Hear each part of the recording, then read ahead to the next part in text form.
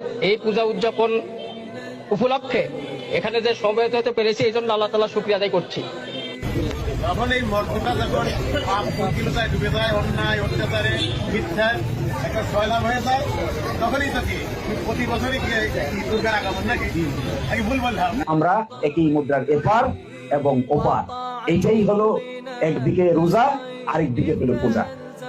আপনাদের এই মন্দিরের পূজার জন্য আমি ছোট্ট একটু অনুদান দিয়ে দিতে চাই। আমরা ইবাদত করি, আপনারা পূজা করেন। এটা শুধুমাত্র একটা ভাষার পার্থক্য, কিন্তু কাজ সকলেরই এক। আবার দুর্গা পূজায় গিয়েও বলে এটা বাঙালি জাতির উৎসব। নওয়াজুবিল্লাহ।